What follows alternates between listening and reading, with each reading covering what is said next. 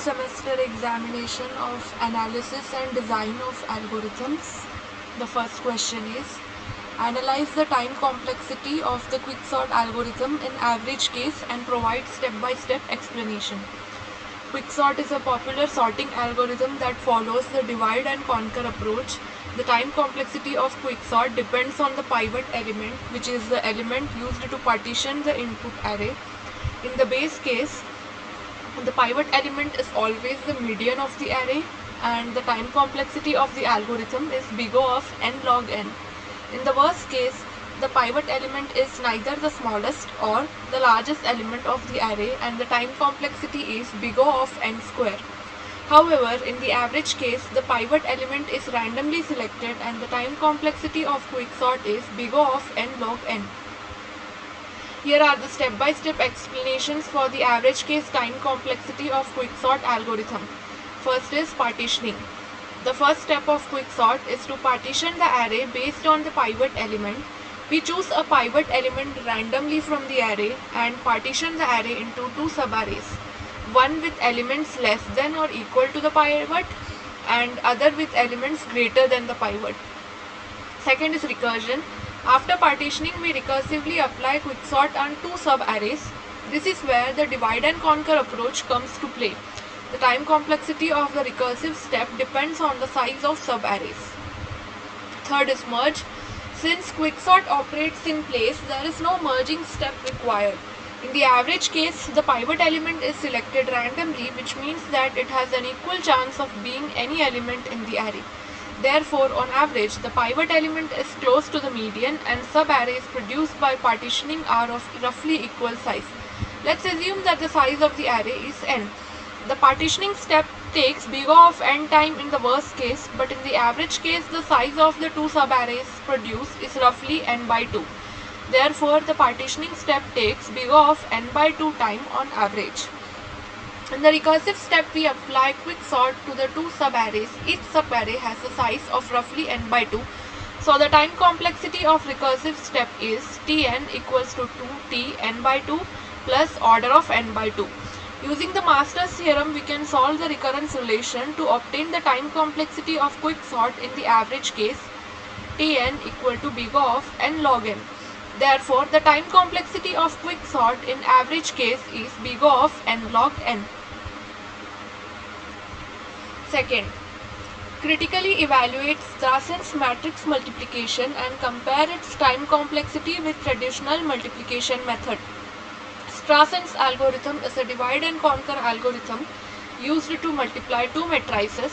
It was proposed by Volker Strassen in 1969 and has a lower time complexity than the traditional matrix multiplication method. However, Strassen's matrix algorithm has some limitations and may not always be faster than traditional matrix multiplication. Here are some of the advantages and disadvantages of Strassen's algorithm. Advantages. The time complexity of Strassen's algorithm is lower than traditional matrix multiplication for large matrices. The time complexity of Strassen's algorithm is order of n to the power log 2 7, which is lower than the time complexity of traditional matrix multiplication, which is big O of n cube. Second, Strassen's algorithm reduces the number of multiplications required to multiply two matrices. This reduction in the number of multiplications is achieved by dividing the matrices into submatrices and performing recursive matrix multiplication on these submatrices. Third is Strassen's algorithm is useful for parallel computing because it can be easily parallelized. The disadvantages are: first, Strassen's algorithm requires more additions and subtraction than traditional matrix multiplication, which can make it slower for small matrices. Strassen's algorithm requires more memory than traditional matrix multiplication because it involves creating many small submatrices. Strassen's algorithm has a higher constant factor than traditional matrix multiplication. This means that for small matrices, Strassen's algorithm may be slower than traditional matrix multiplication. When comparing the time complexity of Strassen's algorithm with traditional matrix multiplication, we can see that the time complexity of Strassen's algorithm is lower for large matrices, but it is higher for small matrices. Therefore, the choice of algorithm depends on the size of matrices being multiplied. For small matrices, traditional matrix multiplication is faster, while for large matrices, Strassen's algorithm is faster. In conclusion, Strassen's algorithm is a useful algorithm for multiplying large matrices and has advantages over traditional matrix multiplication. But in terms of time complexity, however, it has limitations and may not always be faster than traditional matrix multiplication, especially for small matrices. Therefore, the choice of algorithm depends on the size of the matrices being multiplied and the specific requirements of the application.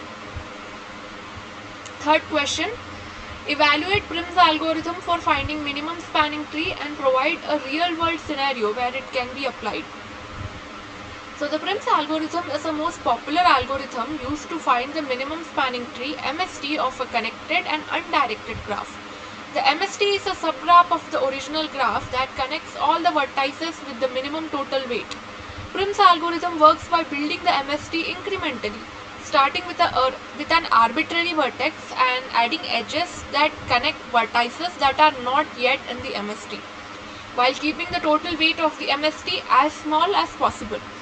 Here are some advantages and disadvantages of Prim's algorithm.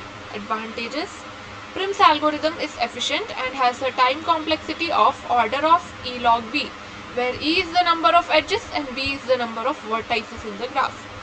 Second, Prim's algorithm is guaranteed to find the optimal MST of a graph regardless of the starting vertex.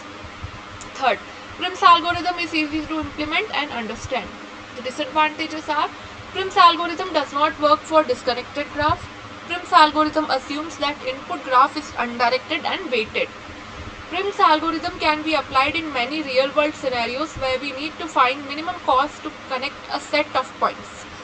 For example, it can be used in network design to find the minimum cost of connecting a set of computers or routers in a network. Another application is in transportation network, where it can be used to find minimum cost of connecting a set of cities or towns by roads or railways.